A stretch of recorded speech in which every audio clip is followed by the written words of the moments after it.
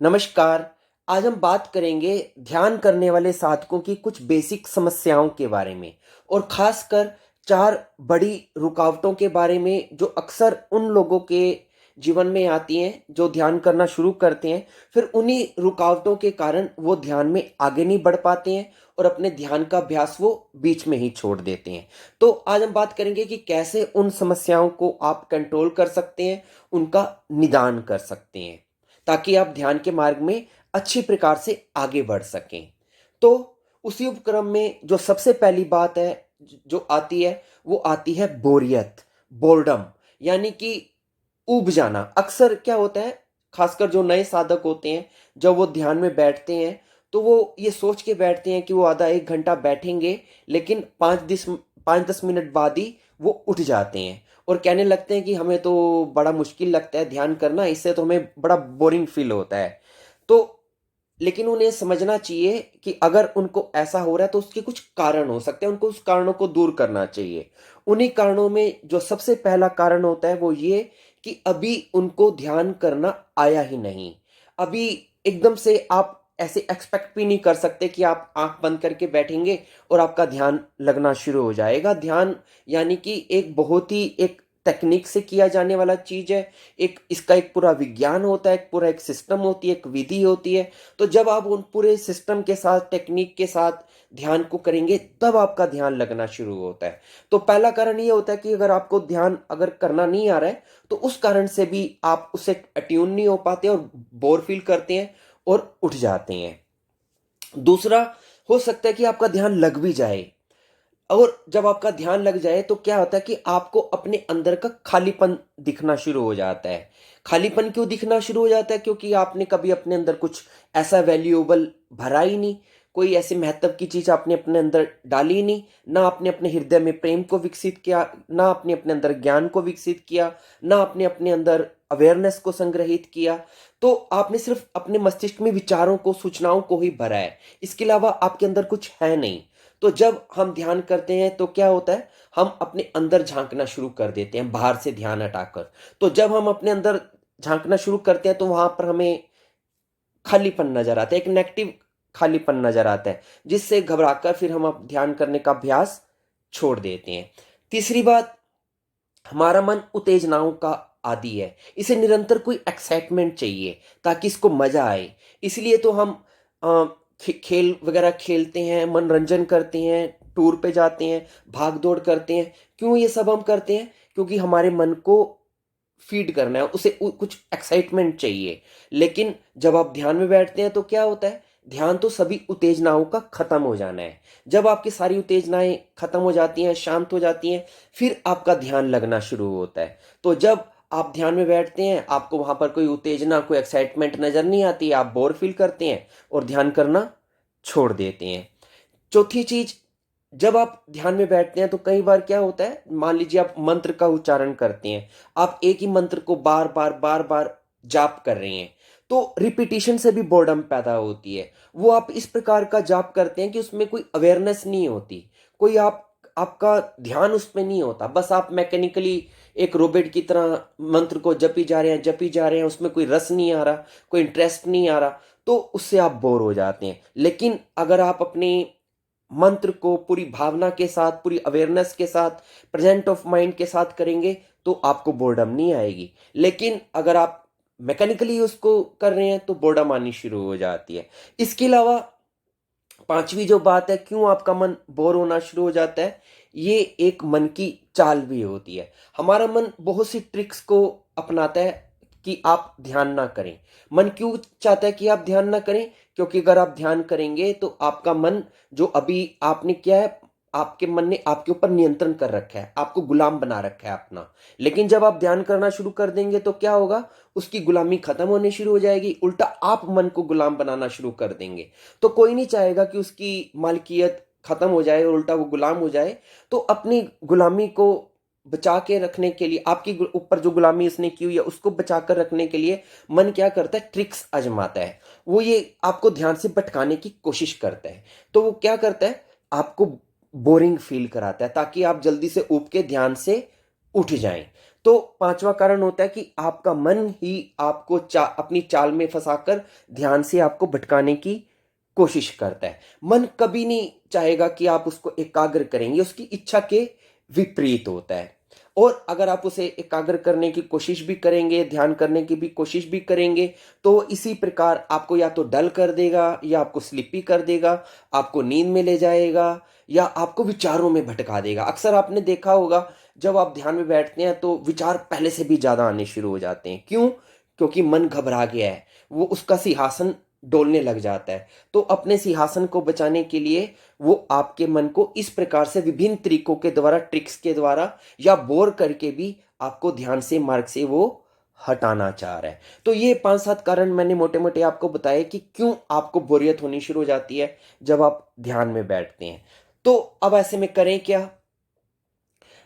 आपको कुछ नहीं करना है। आप बस इसी प्रकार जब भी आपको ये सिचुएशंस आए जो मैंने बताई हैं, आप उस वक़्त साक्षी भाव से इन चीज़ों को, इन भावों को देखते रहें। जब आपके अंदर बोरियत का भाव आए, तो ठीक है, उसे बस मन में 2 बार बोलें, मैं बोर हो रहा हूँ, मैं बोर हो रहा हूँ। फिर उसके बाद से वहाँ से ध्यान हटा दें और जो भी आप क्रिया कर रहे हैं, उस क्रिया पे अपने मन को फिर से टिका दें। मतलब आपने संकल्प के साथ आप उस चीज़ को निरंतर जारी रखें, जो ध्यान की टेक्निक है, उस पे अपने मन को निरंतर बना के रखें, एकाग्र करके रखें। तो क्या होगा, जब आप हार नहीं मानेंगे, जब आप बोरियत से परेशान होकर ध्यान को नहीं छोड़ेंगे, तो मन को पता चल जाएगा भी ये बंदा तो खतरनाक है, ये अपने कब्जे में नहीं आ रहा है। तो फिर वो क्या होगा, वो कमज़ोर पड़ना शुरू हो जाएगा। और जब वो कमज़ोर पड़ना शुरू हो जाएगा, तो फिर आपकी जो बोरियत है, जो एक आर्टिफिशियल बोरियत थी, वो गायब होनी शुरू हो जाएगी। और गायब होने के बाद क्या होगा, आपको आनंद आना शुरू हो जाएगा। अब आपका मन फिर टिकना शुरू हो जाएगा। कहते हैं ना, जब कोई घोड़ा ना माने तो उसको चाबुक वगैरह मारने पड़ते हैं। तो जब आप अच्छी तरह चाबुक वगैरह चला लेंगे मन पे, तो मन आपके कंट्रोल में आना शुरू हो जाएगा। और फिर जब आपका मन कंट्रोल में आना शुरू हो जाएगा, विचार कंट्रोल में होने शुरू हो जाएंगे, तो आपका मन स्थिर होना शुरू हो जाएगा, जिससे कि आपको आनंद आना शुरू हो जाएगा। तो जो बोरियत थी, फिर वो आनंद में तब्दील होनी शुरू हो जाएगी। इसी प्रकार फिर धीरे धीरे आपकी बोरियत खत्म हो जाएगी। तो पहली जो बात है, आपने अपनी बोरियत का इस तरह से उपयोग करना है, उसमें घबराना नहीं है। बोरियत आज है, कल खत्म हो जाएगी और उसकी बजाय आनंद आना शुरू हो जाएगा। जब बोरियत आए तो बस साक्षी भाव में रहें, तटस्थ रहें, उसमें जुड़े मत। धीरे धीरे वो चीज खत्म हो जाएगी। अब हम बात करते हैं दूसरी बाधा की, दूसरी रुकावट की। अक्सर जब लोग ध्यान शुरू करते हैं, तो उन्हें समझ नहीं आता कि कौन सी विधि करें, कौन सी टेक्निक करें। क्या उनको मंत्र जाप करना चाहिए, क्या उनको श्वासों का ध्यान करना चाहिए, या श्वासों के ध्यान के साथ मंत्र जाप करना चाहिए, या चक्रों का ध्यान करना चाहिए।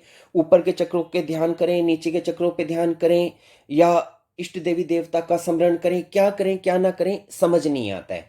क्योंकि बहुत सारी विधियां हैं, बहुत सारे मार्ग हैं। हालांकि सभी विधियां और सभी मार्ग एक ही मंजिल पे लेके जाती हैं, लेकिन हर कोई हर विधि नहीं कर सकता है। तो क्या करते हैं, लोगों से क्या गलती होती है, कभी आप कोई विधि कर लेते हैं, कभी कोई विधि कर लेते हैं।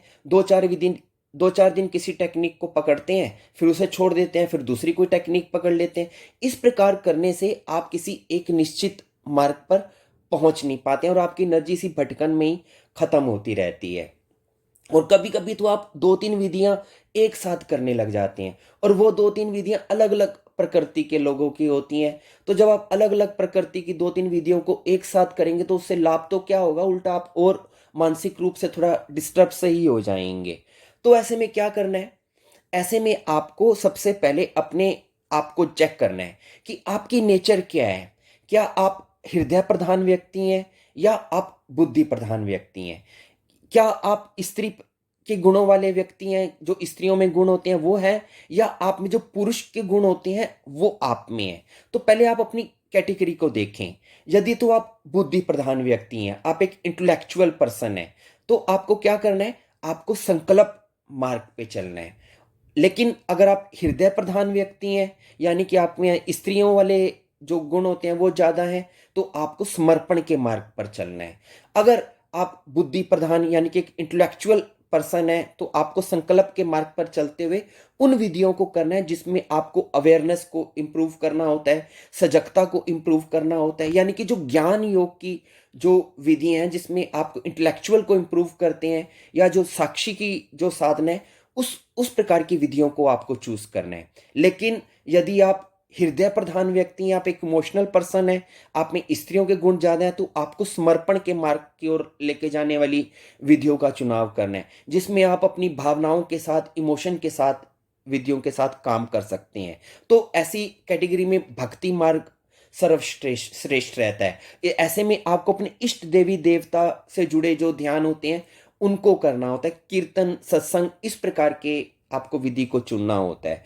तो पहले आप देख लें आप कौन सी कैटेगरी में आते हैं, तो अपनी कैटेगरी के हिसाब से आप अपनी विधि को चुन लें और ट्राई करें। ये नहीं एकदम से भी नहीं चुन लें, आप 2 4 6 विधियां पहले 2 4 दिन करके देखें, और फिर जब आपको कोई एक ऐसी विधि जो आपको लगे ये तो मेरे लिए बेस्ट है, जिसमें आपको बहुत गहरा ध्यान लग जाए, फिर आप उस विधि को चुन लें। फिर उस एक विधि को चुनने के बाद फिर आप बाकी सभी विधियों को भूल जाएं और उसी एक विधि को अगले 3 महीने 6 महीने लगातार उसका अभ्यास करें। और अगर आपको कोई उस एक विधि के साथ अगर कोई दूसरी विधि चुननी भी है तो उसी लाइन की चुने, उससे अलग लाइन की विधि को ना चुने। तो इस प्रकार आप अपनी ध्यान विधि का भी जो है चुनाव कर सकते हैं और अपनी दूसरी जो बाधा आती है उसका आप निवारण कर सकते हैं। अब हम बात करते हैं तीसरी बड़ी रुकावट की जो साधकों को आती है, और वो आती है उनमें धैर्य की कमी के कारण, अधैर्य की, अधीरता की, इम्पेशंस की, बेसब्री की। अक्सर क्या होता है, हम संकल्प करते हैं कि हम 3 महीने लगातार ध्यान करेंगे, लेकिन 5 7 दिन में ही हमारा संकल्प टूट जाता है और हम ध्यान करना बीच में ही छोड़ देते हैं। हमारा धैर्य जवाब दे जाता है और हमें एक तरह की बेचैनी बेचैनी होने लग जाती है, जल्दबाजी सी होने लग जाती है ध्यान करते हुए कि कुछ हो तो रहा नहीं है, भी कब होगा, होगा नहीं होगा, कहीं अब हम अपना टाइम वेस्ट तो नहीं कर रहे। इस प्रकार के विचारों के आने के कारण हम ध्यान की विधि को करना ही छोड़ देते हैं। एक्चुअली गलती क्या होती है कि हम अपने संसारिक चीज़ों की तरह ही ध्यान को भी करना शुरू कर देते हैं। जैसे हम संसार में बिजनेस करते हैं तो हम सोचते हैं हम कुछ दे रहे हैं तो हम कुछ पाएंगे, तो ऐसे ही हम ध्यान में भी जब बैठते हैं तो हम सोचते हैं अगर हम 1 घंटा ध्यान को दे रहे हैं तो हमें बदले में कुछ मिलना चाहिए। तो इस प्रकार की जब मानसिकता के साथ हम ध्यान करना बैठते हैं तो हमारे अंदर अधैर्य आना शुरू हो जाता है, जबकि हम भूल जाते हैं कि जितना हम धैर्य रख के ध्यान करेंगे उतना हमें जल्दी सफलता मिलेगी, और जितना हम अधैर्य के साथ ध्यान करेंगे उतना हमें देर में सफलता मिलेगी। यानी कि आपका धीरज, आपका सब्र ही ध्यान में सफल होने की पहली शर्त है। वो कहते हैं ना कि ध्यान प्लस धैर्य बराबर सफलता, या ध्यान माइनस धैर्य बराबर असफलता। यानी कि ध्यान आपके धैर्य आपके ध्यान में खाद का काम करता है। आप बस एक बार बीज डाल दें, ध्यान करते रहें और बीच बीच में अपने धैर्य रूपी खाद को उसमें डालते रहें, तो आपकी फसल बहुत अच्छी होने वाली है। आप इसे इस ढंग से भी समझ सकते हैं, ध्यान के 2 अंग हैं, पहला ध्यान और दूसरा प्रतीक्षा, इंतजार। ध्यान तो हम बहुत लोग कर लेते हैं, लेकिन प्रतीक्षा करने का, धैर्य करने का हमारे में क्वालिटी नहीं है। तो जब हम धैर्य नहीं कर पाते हैं तो असफल हो जाते हैं, और जो लोग धैर्य कर पाते हैं, प्रतीक्षा कर पाते हैं, उनका ध्यान सफल भी होता है। आप देखना कि जो भी व्यक्ति अधीर होगा, अधैर्यवान होगा, वो हमेशा जल्दबाजी में रहेगा, उथला उसका चित्त होगा, और जो व्यक्ति धैर्यवान होगा वो हमेशा शांत रहेगा, स्थिर रहेगा। इसलिए तो ध्यानी व्यक्ति हमेशा शांत नजर आते हैं। तो आपको भी अगर अपने ध्यान में सफलता प्राप्त करनी है तो आपको शांत रहना पड़ेगा, धैर्यवान रहना पड़ेगा। आप बस बीज बो दें, बीज बोने का मतलब आप अपनी सीटिंग करें, ध्यान करें, लेकिन फसल पे ध्यान मत दें, फल पर ध्यान मत दें। अपना कर्म करें और फल को भूल जाएं। फल भी आएगा अपने समय के अनुसार, लेकिन उसकी आकांक्षा मत करें। तो अधैर्य को त्याग कर धैर्य को धारण करें अगर आपको ध्यान में सफल होना है तो। अब हम आते हैं चौथी और अंतिम रुकावट पर जो ध्यानियों को आती है। ये आपको थोड़ा अजीब भी लग सकता है सुनकर, लेकिन ये सच्चाई भी है, और वो है ध्यान के दौरान मच्छरों का तंग करना। अक्सर जब हम ध्यान में बैठते हैं तो क्या होता है कि हमें मालूम है कि हमें हिलना नहीं है। जितना हम बिना हिले-डुले ध्यान में बैठेंगे उतना हमारा ध्यान गहरा लगेगा। लेकिन जब मच्छर हमें काटते हैं तो हमें हिलना-डुलना पड़ता है, क्योंकि जहाँ वो काटा उसे भगाना पड़ता है, वहाँ पर थोड़ा खुजलाना पड़ता है। तो इस प्रकार जब मच्छर हमें काटते हैं तो हमारी एकाग्रता भंग हो जाती है। प्राचीन काल में अप्सराएँ आती थी ध्यानियों को भटकाने के लिए, और कलयुग में अब मच्छर आते हैं आपके ध्यान को भटकाने के लिए, आपकी एकाग्रता को भंग करने के लिए। ये ऐसा नहीं कि केवल आपके साथ ही है, ये यूनिवर्सल प्रॉब्लम है। और ये नहीं कि केवल आज ही, प्राचीन काल में भी ऋषियों मुनियों को भी ये चीज़ तंग करती थी, मच्छर भी तंग करते थे, लेकिन तब उनके पास उनके अपने उपाय थे। अक्सर ऋषि मुनि, आपको मालूम है, वह भूत राख अपने शरीर पे मल के रखते हैं। अगर शरीर पे राख मली हो तो मच्छर काट नहीं सकता है।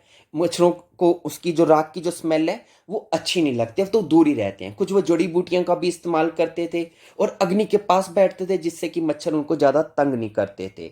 और रमन महर्षि जो अक्सर गुफा में बैठ के ध्यान किया करते थे, और जब वो गुफा से बाहर आते थे तो उनके टांगों में मच्छरों के कांटे के निशान काफ़ी नज़र आते थे। तो जब उनसे इस बारे में पूछा जाता था तो वो बोलते थे कि मुझे तो मालूम ही नहीं कब मच्छरों ने काटा। क्यों? क्योंकि वो ध्यान में इतने गहरे चले जाते थे, उनको भान ही नहीं होता था कि मच्छर काट रहा है या क्या हो रहा है। खैर, वो तो अ, रमन महर्षि के जितने हो सकता है कि हम लोग उतने महान ना हो। हम आम आदमी की बात करते हैं कि हम हमारे को आम आदमियों को अगर मच्छर काटे ध्यान के दौरान तो हम क्या करें। तो पहले तो आप ये ध्यान रखें कि कुछ कारण होते हैं जिसके कारण मच्छर आपकी ओर आकर्षित होते हैं ध्यान के दौरान।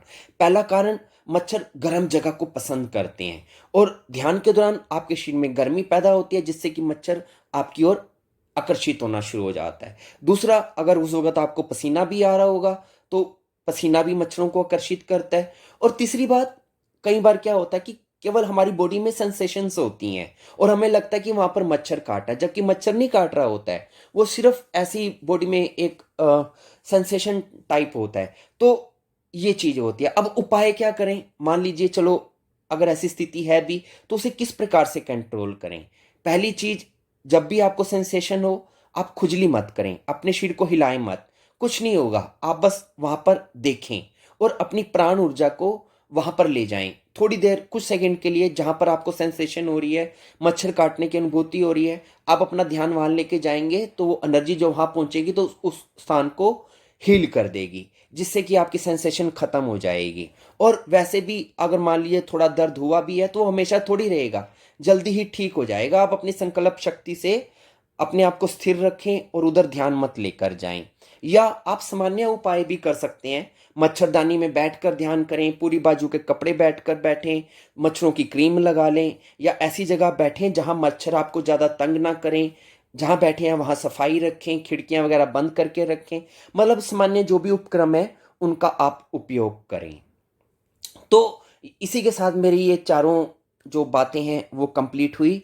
मुझे उम्मीद है अगर आपको इनमें से कोई भी चीज़ अगर आपको डिस्टर्ब करती है तो जो इनके उपाय मैंने बताए हैं उन उपायों को आप लागू करें, आपको लाभ होगा। धन्यवाद।